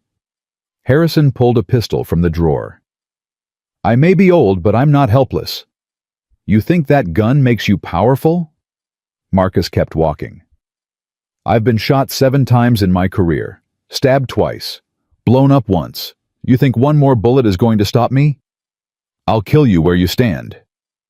Then pull the trigger. Harrison's hand trembled. He tried to aim. Tried to be the ruthless man he'd always pretended to be. He couldn't. Marcus took the gun from his hand like he was disarming a child. You're not a warrior, Harrison. You're a bully with money. And bullies fold when someone finally stands up to them. He grabbed Harrison by the collar and dragged him to the safe. Open it. Even if you get that data, it won't matter. I've corrupted every system that could touch me. Open it. Harrison pressed his palm to the biometric scanner. The safe door swung open. Inside was a hard drive exactly as the guard had described. Marcus grabbed it and handed it to Two-Step. Get this to someone who can't be bought. A journalist, a foreign agency, anyone outside Ashworth's reach. What about you? I'm going to finish this. Harrison laughed a broken sound. Finish what you can't kill me.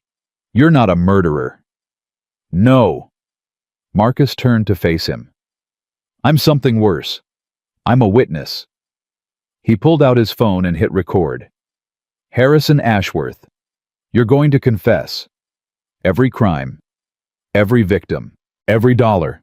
You're going to tell the world exactly what you've done. I'll never. Yes, you will. Marcus leaned close. Because right now, federal agencies might be compromised, but social media isn't. The moment this video goes live, millions of people will see it, and no amount of money can make that disappear. I'll deny it. Say I was coerced. Maybe, but the data on that hard drive will back up every word. Cross-referenced with your own confession, no court in the world will be able to ignore it. Harrison's face went pale. For the first time, real fear flickered in his eyes. And there's one more thing. Marcus straightened. The workers you enslaved, the women you trafficked, the families you destroyed. They're going to tell their stories too, every single one of them. 147 witnesses who can't be bought, threatened, or silenced, because they've already lost everything. They have nothing left to fear. Preston stumbled forward. Father, don't... Shut up. Harrison's voice was hollow. Just shut up. He looked at Marcus with something approaching respect. You've thought this through. I've had time. What do you want? I want you to talk. Tell me about the trafficking network, the cartel connections, the politicians you own, all of it.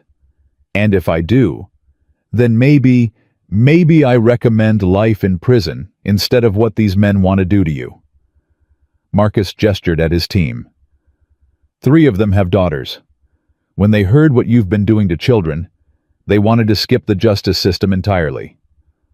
Harrison looked at the operators at their cold eyes and steady hands, and made his choice. "Fine."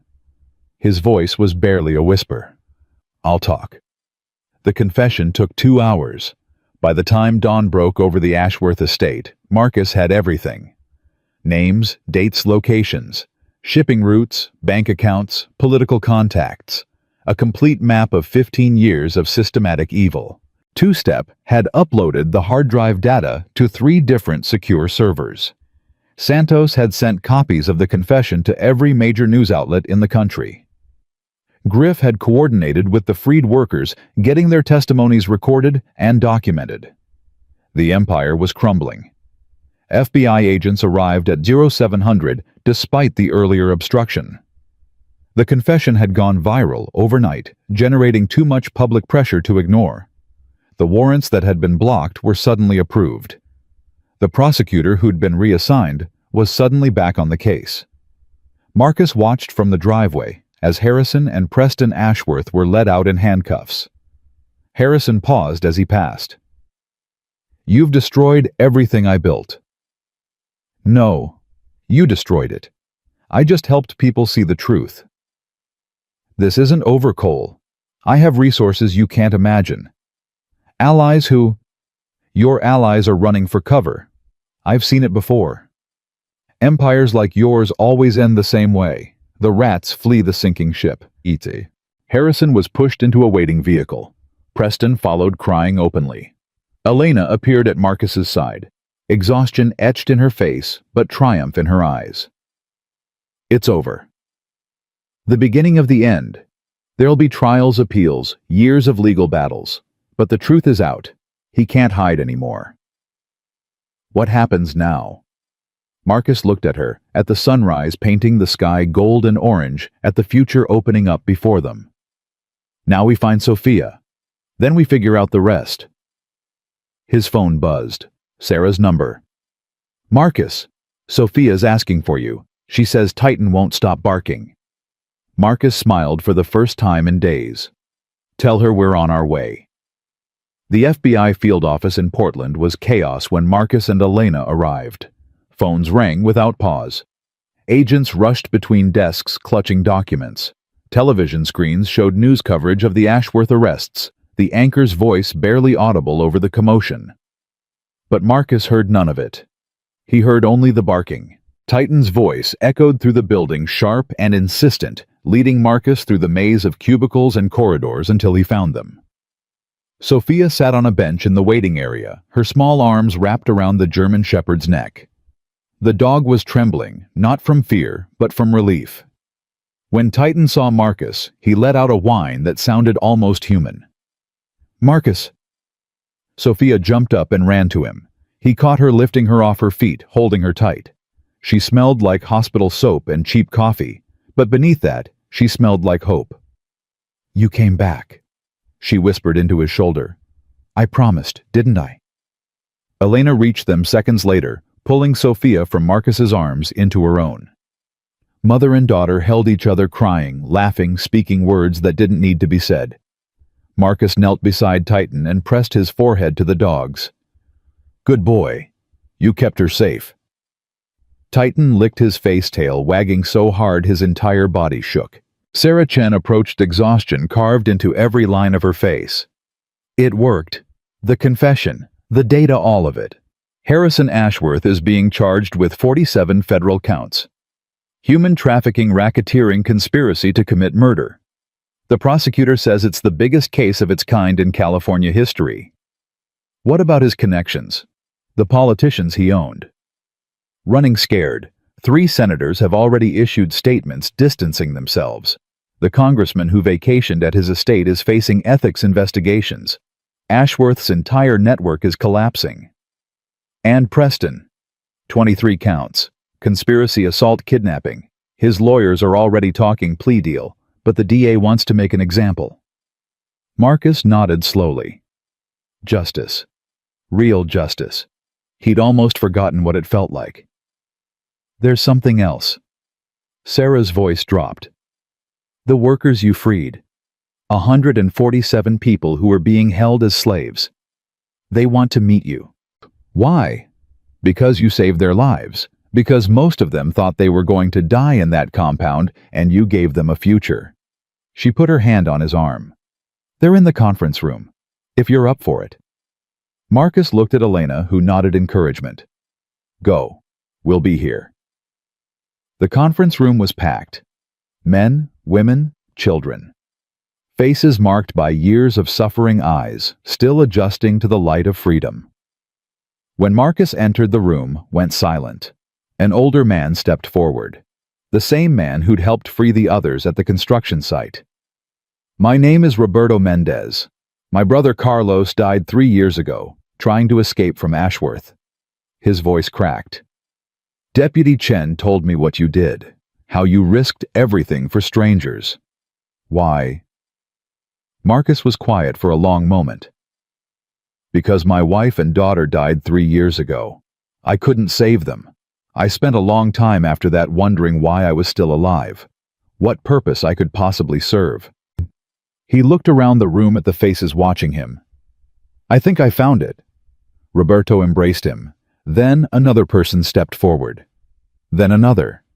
Soon, Marcus was surrounded, hands reaching out to touch him.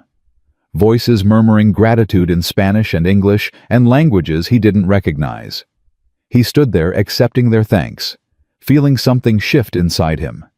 The emptiness that had lived in his chest for 3 years wasn't gone, but it was smaller now, quieter. A little girl, maybe 6 years old, tugged at his hand. She had dark eyes and a shy smile that reminded him painfully of Emma. Señor Soldado? Marcus crouched to her level. Yes. Mi mama says you are an angel. She held out a piece of paper, a drawing in crayon. A man with a big dog standing in front of a burning building. Around them, stick figures running toward a bright yellow sun. Marcus took the drawing, his throat tight. Thank you. What's your name? Lucia. That's a beautiful name, Lucia. It means light.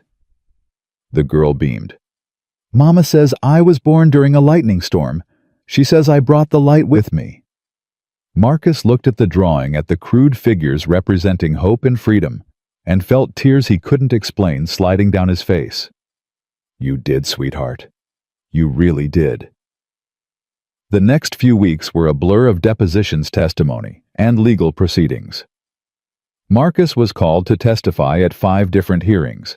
He described everything from the confrontation at the diner to the assault on the construction site. The prosecutors built their case around his account, using it as the foundation for the massive RICO charges against Ashworth. Elena testified too, her voice steady as she detailed years of harassment and threats. She named names, provided dates, and painted a picture of systematic abuse that left the jury visibly shaken. Sophia underwent a battery of medical tests. Her oncologist delivered the news with tears in her eyes. The cancer is responding to treatment, better than we ever expected. If the current trajectory holds, she could be in remission within 6 months. Elena collapsed into Marcus's arms, sobbing. It's over, she kept saying. It's really over. But Marcus knew better. Some things were ending, yes, but others were just beginning. 2 months after the arrests, Harrison Ashworth accepted a plea deal. Life in federal prison without the possibility of parole. In exchange, he provided testimony against 17 other individuals involved in his trafficking network, including 2 sitting judges and a state senator. Preston Ashworth received 35 years. He would be nearly 60 before he saw freedom again. The corrupt police chief, the mayor Judge Henderson, all of them fell. One by one, the pillars of Ashworth's empire crumbled into dust, and the town of Crescent Bay began to heal. The construction site at Henderson Point was demolished. In its place, the state approved plans for a memorial garden honoring the victims of trafficking. Roberto Mendez was appointed to the committee overseeing its design. The Blue Anchor Diner reopened under new ownership. The new owner was a woman named Elena Reyes, who used a federal whistleblower reward to buy the building from Ashworth's seized assets. On opening day, the line stretched around the block. Marcus stood at the counter watching Elena work the room with natural grace. She was different now, stronger, more confident, the haunted look in her eyes replaced by something that looked like peace. Sophia sat in a corner booth doing homework. Titan lay at her feet, his massive head resting on her shoes. The dog had appointed himself her permanent guardian, and no one saw any reason to argue. Coffee. Marcus turned to find Elena holding a pot. Her eyebrows raised. Always. She poured, then lingered. So, Commander Sterling called again. I know. He's offering you your command back. Full reinstatement, no questions asked. I know. What are you going to tell him? Marcus looked around the diner, at the families eating breakfast, at the fishermen arguing about the day's catch, at Sophia helping an elderly woman with her crossword puzzle, at Titan's tail thumping against the floor. I'm going to tell him I found something worth staying for. Elena's breath caught. Marcus, I'm not saying it has to be anything. I'm not assuming. I'm just saying that for the first time in 3 years, I don't want to leave. I don't want to go back to war. I want to wake up tomorrow in this town, in this diner, and see what happens next. What about your career? Everything you built. I built a reputation for killing people efficiently. That's not a legacy. That's not something I want to be remembered for. He reached out and took her hand. Rachel and Emma wouldn't want me to spend the rest of my life in combat zones. They'd want me to live, really live. Elena's eyes filled with tears. I don't know how to do this. I've never been in a real relationship. I don't know how to let someone in without getting hurt. Neither do I, but we could figure it out together. What if we fail? Then we fail. But at least we'll have tried. He squeezed her hand. I'm tired of being alone, Elena.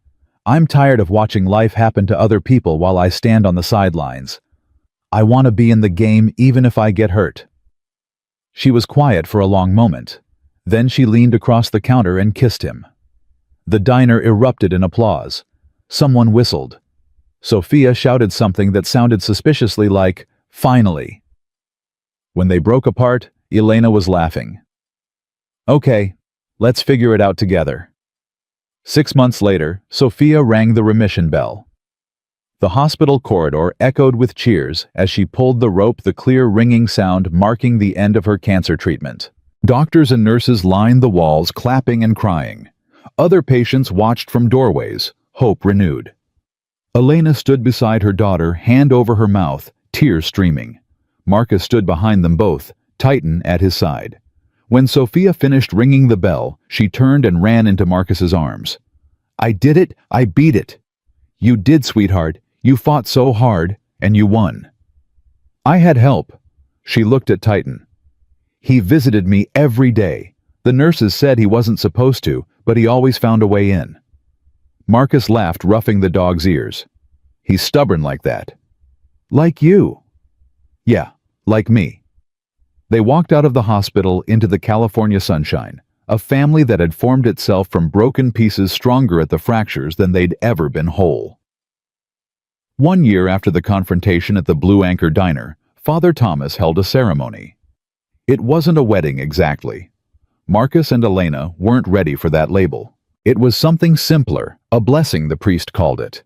A recognition of two people who had found each other in darkness and chosen to walk toward light together. The church was packed. Roberto Mendez and his wife sat in the front row, their daughter Lucia serving as flower girl. Deputy Sarah Chen stood as Elena's witness, her badge gleaming on her dress uniform. Griff Santos, two-step and preacher, took up an entire pew, looking uncomfortable in civilian clothes, but refusing to miss the occasion. Sophia stood beside her mother, holding a pillow with 2 simple rings. Marcus stood at the altar, Titan beside him. The dog wore a bow tie and looked profoundly dignified. We are gathered here, Father Thomas began, not to create a bond, but to acknowledge one that already exists. These two people have been tested by fire. They've faced darkness that would break most souls.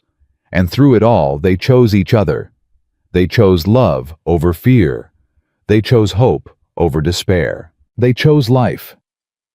Marcus looked at Elena, saw the woman who'd been terrorized by bullies and had become a warrior, saw the mother who'd fought for her daughter's survival and won, saw the partner who'd stood beside him in battle and never flinched.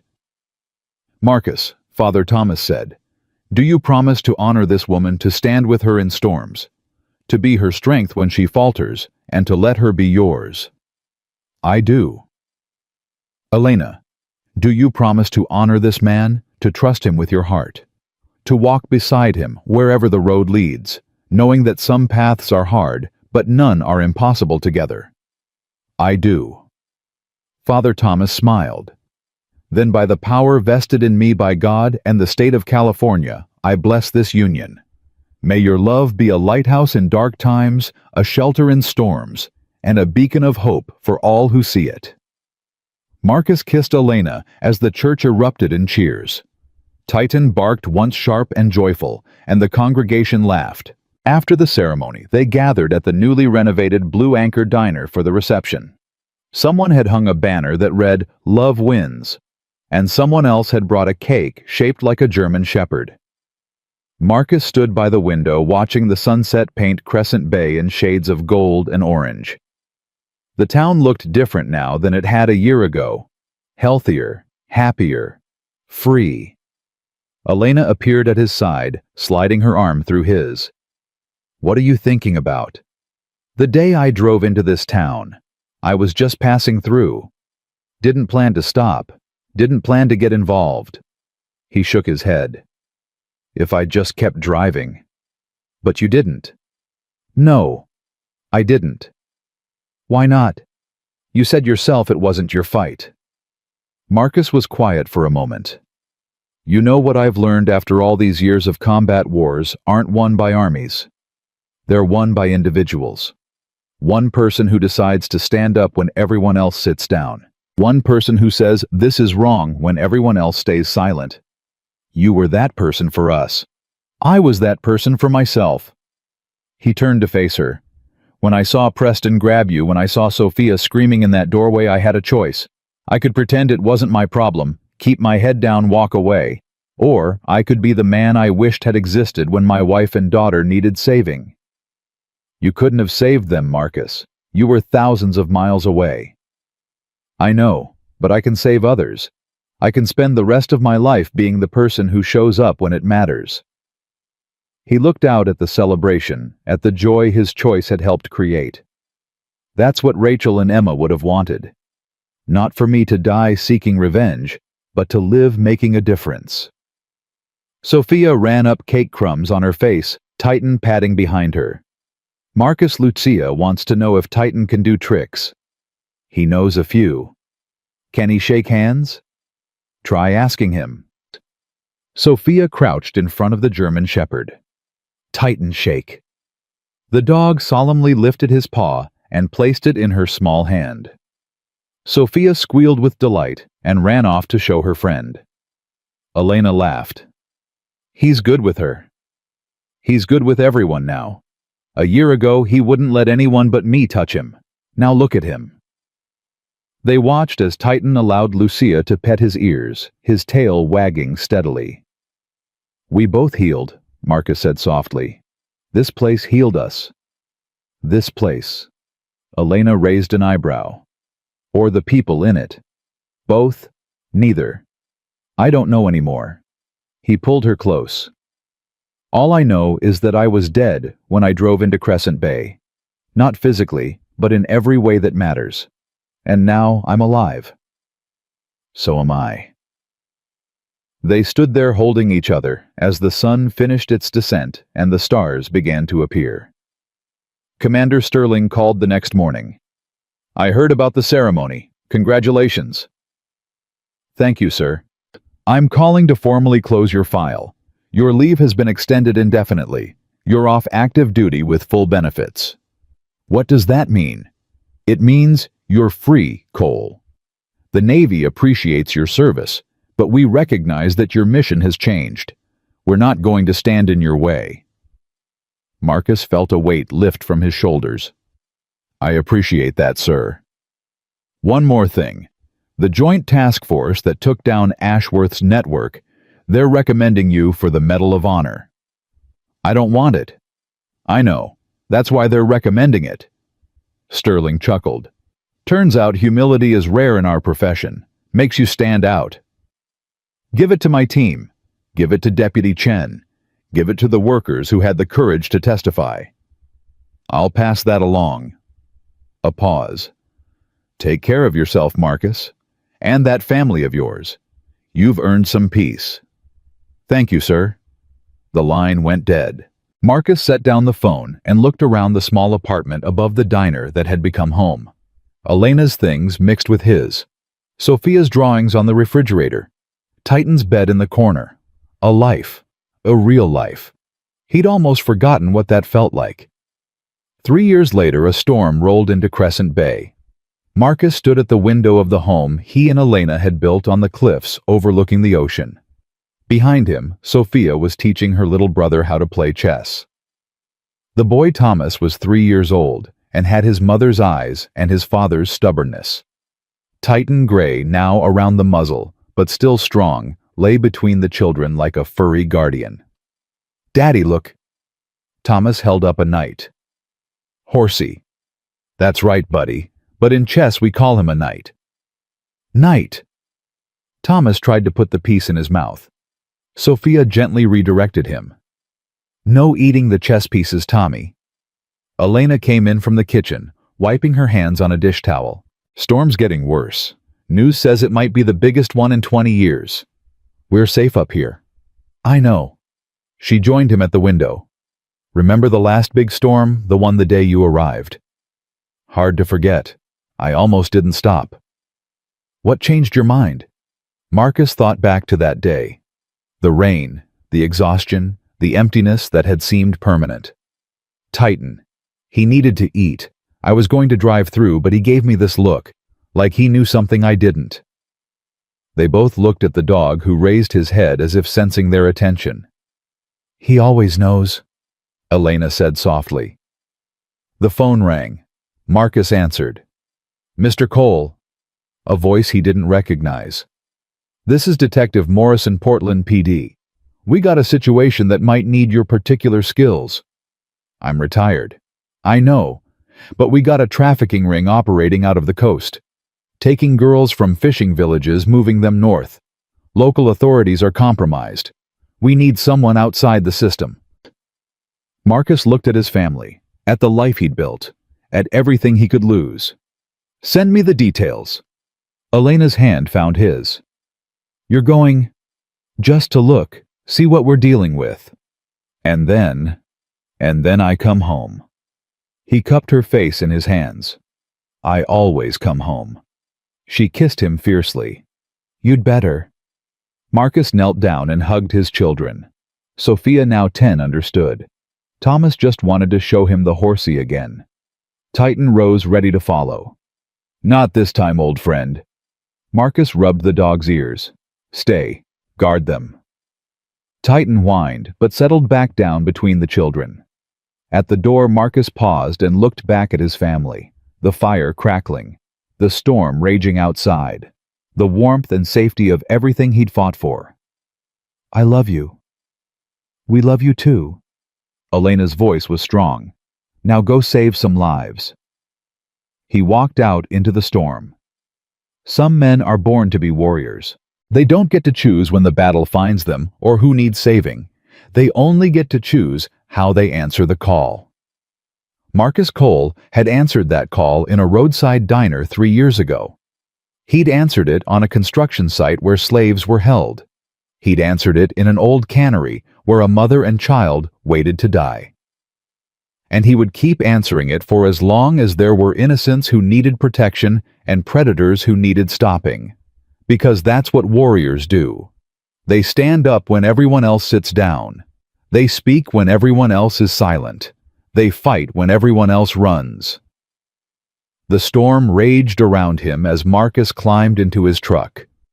Titan's collar hung from the rearview mirror, a reminder of the partner who'd walked with him through darkness into light. He thought of Rachel and Emma waiting for him somewhere beyond. He thought of Elena and Sophia and Thomas waiting for him here. He thought of all the people he'd saved and all the people still waiting to be saved. The road stretched ahead, dark and dangerous and full of purpose. Marcus Cole started the engine and drove into the night. Not toward death, toward life. The battle never ends for those who choose to fight. But victory isn't measured in bodies or medals or monuments. It's measured in the faces of children who get to grow up free, in the tears of mothers reunited with their daughters, in the simple miracle of ordinary people living ordinary lives because someone somewhere decided to stand between them and the darkness. That's the legacy of a warrior, not the enemies he destroys, but the futures he protects. If this story touched your heart, please share it with your friends and family to spread this message of courage and hope. Don't forget to like this video and subscribe to our channel so you never miss a journey with us. I pray that God blesses every single one of you listening today. May the Lord grant you the courage of Marcus Cole and the loyalty of Titan. May He give you the strength to stand up when others sit down and the wisdom to know that every small act of kindness creates ripples that change the world. I pray that you never feel alone in your struggles, that you always have someone watching over you, and that when darkness comes, you find the light within yourself to push it back. If you believe in protecting the innocent, in standing against evil, and in the power of love to heal even the deepest wounds, please type Amen in the comments below. Let's fill this space with faith and strength. Thank you for watching. May God walk with you until we meet again. The end.